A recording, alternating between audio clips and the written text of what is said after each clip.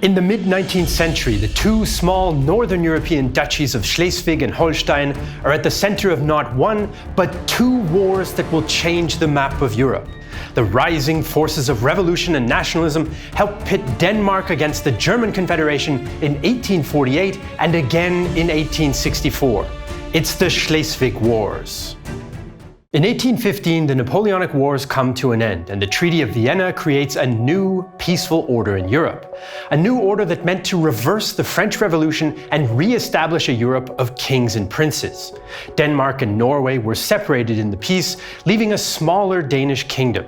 The old Holy Roman Empire was gone, and to replace it, the powers created a complex German confederation made up of independent German-speaking states, the largest of which were Austria and Prussia. But not all the confederation members were German.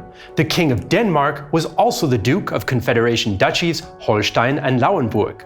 The King of Denmark also happened to be the Duke of Schleswig, which was not part of the confederation, but had a mixed German and Danish-speaking population. These three duchies also provided about half of the Danish crown's economic output, a recipe for trouble in an age of rising nationalism in Denmark and the German lands, especially Prussia. Although the great powers had defeated France and tried to erase the impact of the French Revolution, its ideas of modern nationalism and republican democracy won't go away. In 1848, revolutions sweep across much of Europe, first in France, then in Italy, Poland, Hungary, the German Confederation, and Denmark. These revolutionaries are a diverse group. Some were liberals who wished to remove the autocracy of princes, others came from social movements demanding better conditions for the poor, while nationalists wanted nation-states defined by a common language and culture. All of these ideals clashed with the traditional power of kings and princes. In March 1848, the revolution breaks out in the German lands and in Denmark. In Berlin, Prussian King Friedrich Wilhelm IV's troops opened fire on protesters, killing 270. And Prussian troops also helped other German states like Baden struggle against the uprisings. The Danish Unified Monarchy, a catch-all name for the Kingdom of Denmark and the three independent duchies ruled separately by the Danish king, faces challenges from two directions. In Copenhagen, Danish nationalists want a more firmly defined Danish national state. They argue that Denmark ends at the Eider River, the border between the Danish-ruled independent Duchy of Schleswig and the Danish-ruled Duchy of Holstein, which is part of the German Confederation. The Eider Danes, as they call themselves, claim Schleswig is part of Denmark, while Holstein could remain separate. German nationalists in Schleswig and Holstein, on the other hand, take a different view. They insist that Schleswig-Holstein is a single entity that should be entirely within the German Confederation, according to a 15th century document stating they were to be, quote, undivided forever. The intricacies of the problem are not lost on British Foreign Secretary Lord Palmerston. The Schleswig-Holstein question is so complicated, only 3 men in Europe have ever understood it. One was Prince Albert, who's dead. The second was a German professor who became mad. I am the third, and I have forgotten all about it. Danish and German nationalists each submit a list of their demands to King Frederick VII of Denmark. The Eider Danes want a new constitution for Denmark that would make Schleswig a part of the kingdom and make sure the other two duchies would still be ruled by future Danish kings. The German nationalists in Schleswig and Holstein make a completely incompatible demand of their duke. They want Schleswig to join Holstein as a single member of the German Confederation. The two groups also disagree about the desired line of succession for the future rulers of the duchies.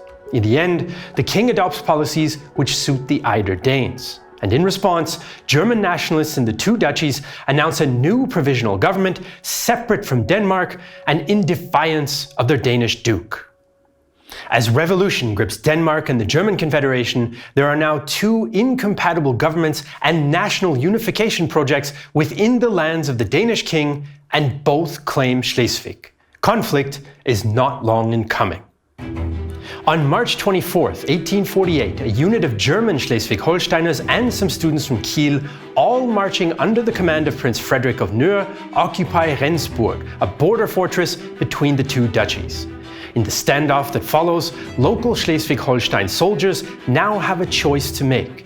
They can march south to join the growing Schleswig-Holstein army or north to the Danish army. For some, the decision is easy and based on the language that they speak, but for others, especially officers, it's more difficult. They have to choose between their aristocratic loyalty and their national identity, class, or nation. In some cases, brothers, fathers, and sons go different ways. Lieutenant Colonel M.C. von Holstein, for example, stayed loyal to the Danish crown, while his son, First Lieutenant A.C. von Holstein, joins the rebels. Lace peddler Jens Woolf describes the confusion. The whole world seems to be intoxicated, and this accursed partisanship dominates everywhere, alas, making enemies of those who previously were friends. Woe to those who have brought this about. Germans and Danes lived so peacefully together in times past, but now within the same country, different nationalities face each other with enmity. On March 28th, the Schleswig-Holsteiners request help from the German Confederation, especially Prussia. The Danes also ask Prussia for help, but Berlin warns them not to move troops south. Prussian public opinion largely supports the rebels, and the royal government sees an opportunity to restore its prestige after struggles with the revolution. On April 4th, Prussian and German Confederation troops enter Holstein, and the First Schleswig War, known in Denmark as the 3 Years' War, begins. The armies fielded in 1848 numbered in the tens of thousands, far smaller than Napoleonic armies. The Danish army is joined by some volunteers from Sweden and Norway, while the local Schleswig-Holstein army fights alongside Prussians, Saxons, and Hanoverians from the Confederation. Some Prussian troops are armed with the new breech-loading Dreise needle rifle, which has a much higher rate of fire than older muskets. The Prussians also have modern C-42 cannon, but tactics have yet to catch up to the new weapons, and commanders will have difficulty making the most of these early industrial armaments. Prussian Foreign Minister von Arnim thinks that the whole affair will be over within days, but it isn't so simple.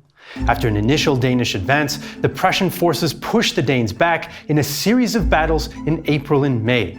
The Danish Navy ensures that the long coastline and capital of Copenhagen are safe, and now Russia puts pressure on Prussia not to go too far.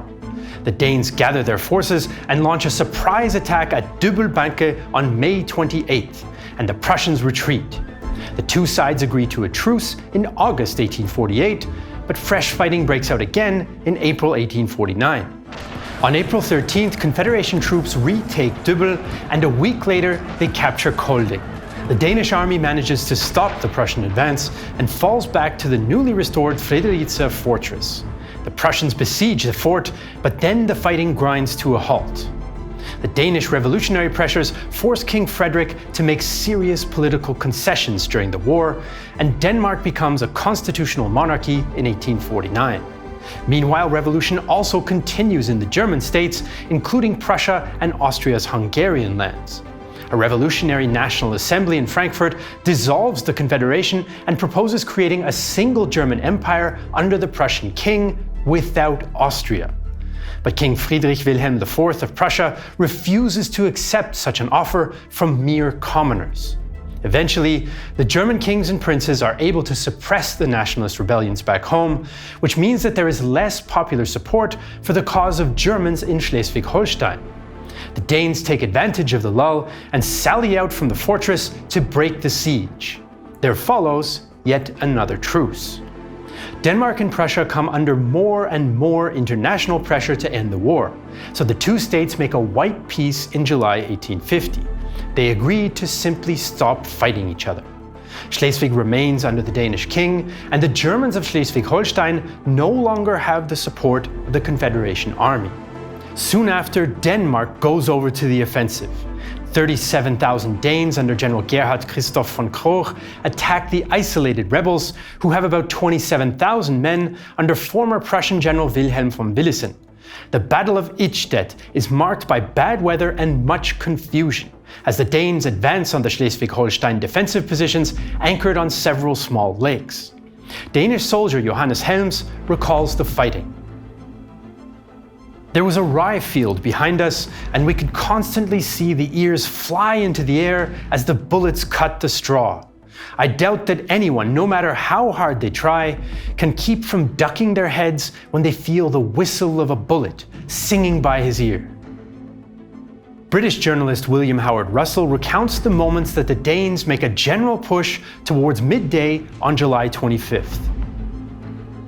The Danes advanced again, and the battle raged with more fury than ever. The artillery in the plain on all points firing incessantly. The roar of the heavier cannon and the rush and hiss of the balls through the air were the only sounds that fell on the ear. The irregular firing of the riflemen and infantry was like the rattle of a toy compared to the clash of an enormous steam engine. Russell also remarks on local peasants being forced by soldiers to bring their carts up to the front to carry back wounded soldiers. The Battle of Isted is one of the bloodiest battles in Danish history, with almost 7,000 killed or wounded on both sides. But although the Danes win the initiative, it's still not a decisive victory. Instead, with the troops exhausted, national movements suppressed, and international pressure continuing, both sides agree to make peace. The First Schleswig War ends with a partial Danish victory, and the diplomats of Europe gather in London to sort out the peace. In August 1850, France, England, Russia, Sweden, Denmark, Prussia, and Austria meet in London to draw up a post-war treaty, which they then revise in 1852. The result is the London Protocol, which keeps the pre-war status quo. Schleswig, Holstein, and Lauenburg stay under the Danish crown, and the latter two stay in the German Confederation. Russia also pressures Austria and Prussia into forcing the Schleswig-Holsteiners to give up the fight. The rebels reluctantly lay down their arms in January 1851 and dissolve their self-proclaimed government. As part of this delicate process, Austrian and Prussian administrators take on some oversight in the two Confederation duchies, but not in Schleswig. The peace also restores the Danish monarchy to its pre-war state.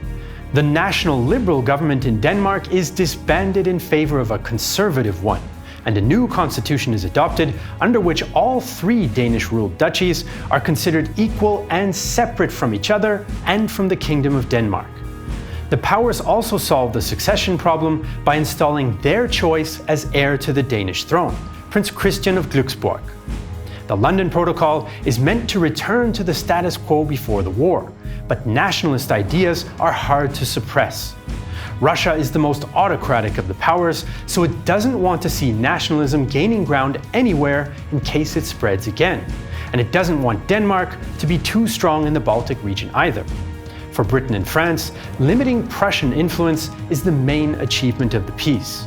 In any case, Prussia is also weakened in fall 1850 by its embarrassing failure to mobilize effectively against Austria in the autumn crisis, which allows Austria to re-establish the German Confederation under its dominance. But despite all the upheaval, the fundamental causes of the Schleswig War are still unresolved. By 1852, both Denmark and the German Confederation seem at first glance to have stopped the nationalist threat and re-established their traditional aristocratic power structures. But dreams of a German empire remain, and this time they will come not from a grassroots national movement, but from the top down.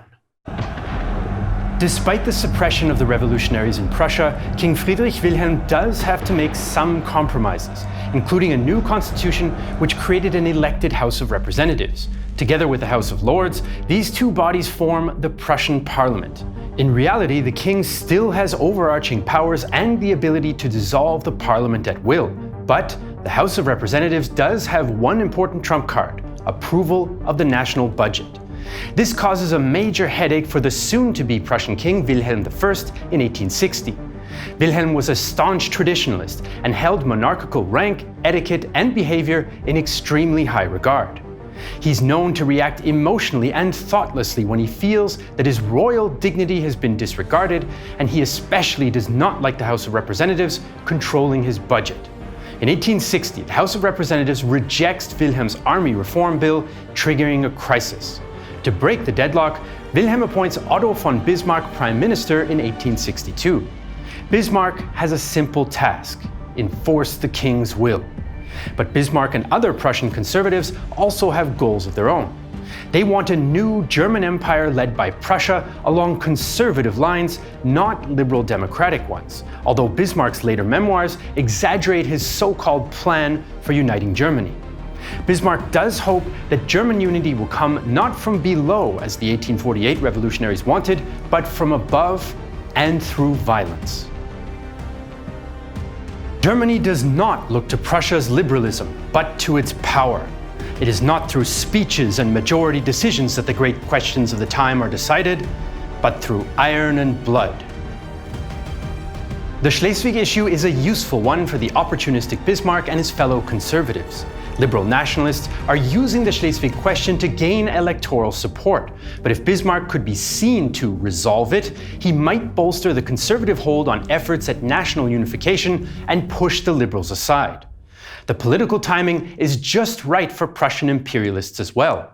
From 1857, the National Liberals of Denmark gained influence, and by 1860, they once again adopt the Eider policy of linking Schleswig even closer to Denmark. Tensions come to a head in November 1863. New Danish King Christian IX signs the November Constitution, which enshrines many of the demands of the Eider Danes. As well as defining the Eider River as Denmark's southern border, incorporating Schleswig into the Danish kingdom, it also introduces efforts to Danize the German speakers of Schleswig. To the member states of the German Confederation, this is a breach of the London Protocol. The Confederation mobilizes a combined army according to a provision that allows it to punish members, like the King of Denmark, who violate their duties. Troops are rushed north along the new railway lines, and on December 23, 1863, Prussian, Austrian, Saxon and Hanoverian troops marched into Holstein and Lauenburg without a fight. Denmark and the German Confederation are on the brink of war. As war clouds gather over Schleswig for a second time in a dozen years, the German Confederation issues Denmark an ultimatum to withdraw the November Constitution or face military action. Denmark refuses, and the Second Schleswig War, also known as the First War of German Unification, or simply 1864, has begun. Prussian and Austrian troops enter Schleswig on February 1, 1864, and their commanders want a quick victory before the other great powers can intervene. The Austro-Prussians field about 60,000 men, with reinforcements on the way, while the Danes have about 38,000 men. The Prussian artillery now also boasts some 4- and 6-pounder breech-loading steel cannon, partially thanks to the political connections of arms manufacturer Alfred Krupp. One Berlin newspaper is already calling him the Kanonenkönig, the Cannon King. But Prussian officers are still divided on how best to organize the artillery and whether breech or muzzle loaders or rifled or smooth-bore guns are best. Prussian infantry still uses the quick-firing Dreise rifle, superior to the Danish muzzleloaders.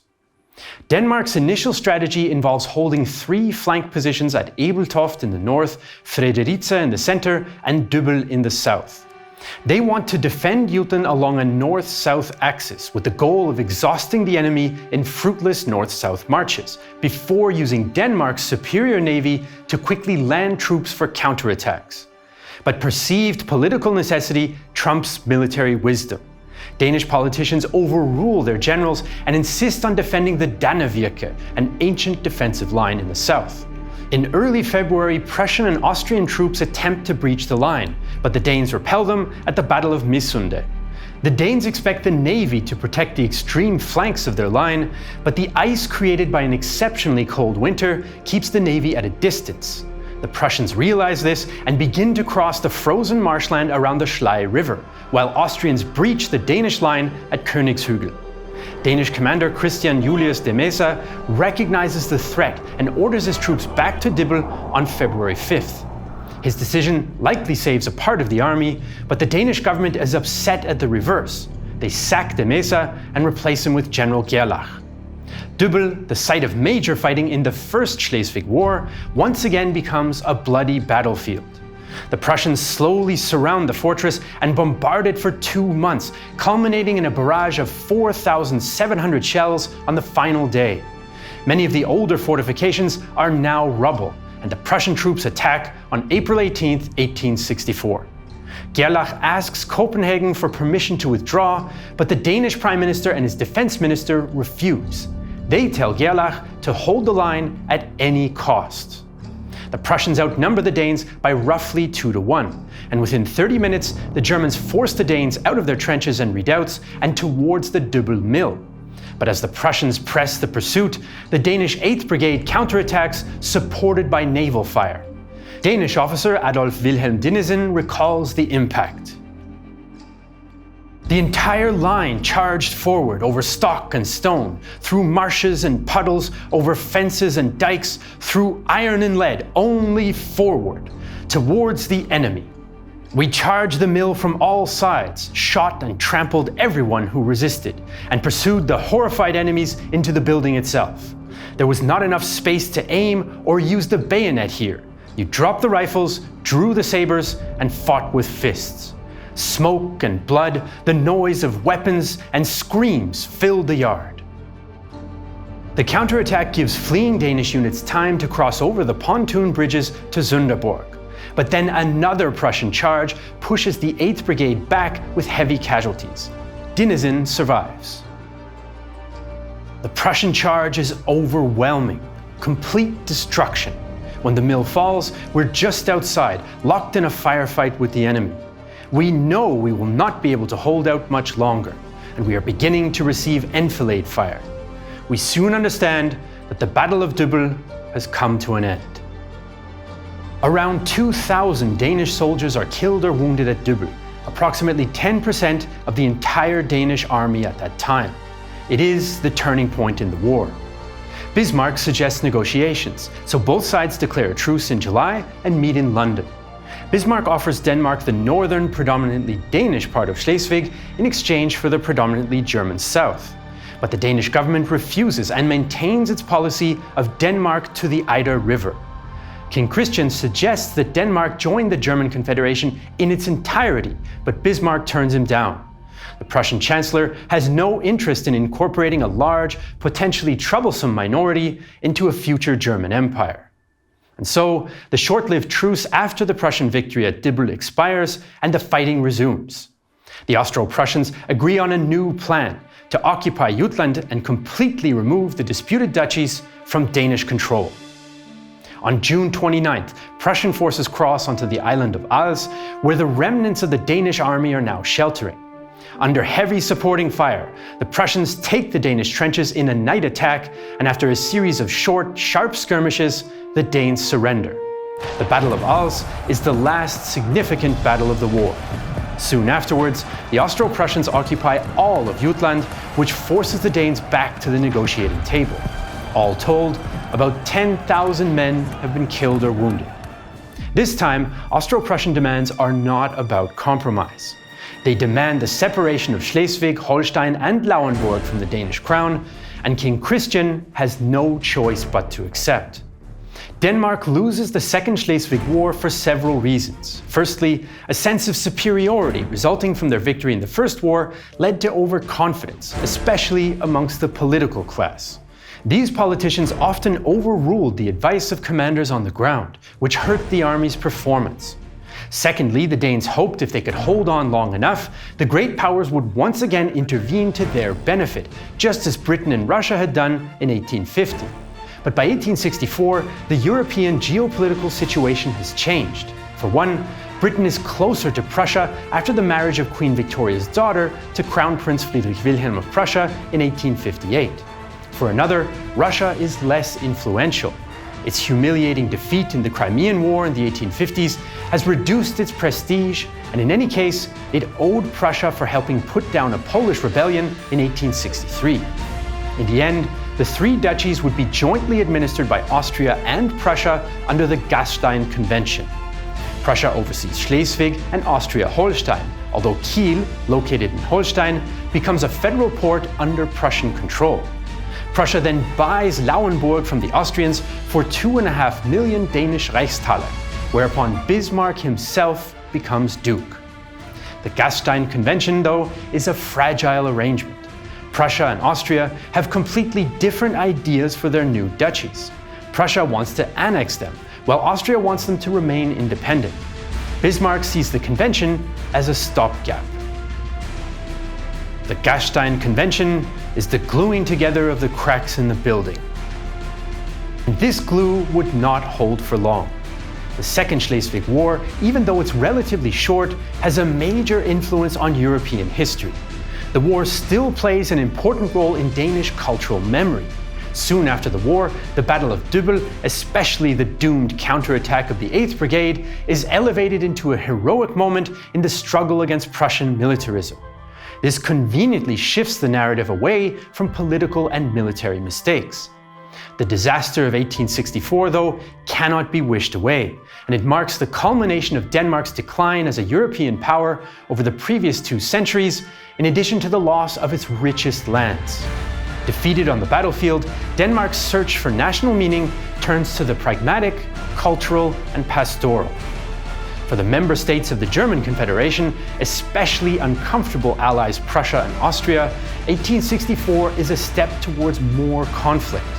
Prussia is a rising power, and its role in the war adds further tension to the question of whether Prussia might displace Austria as the leading power in the Confederation.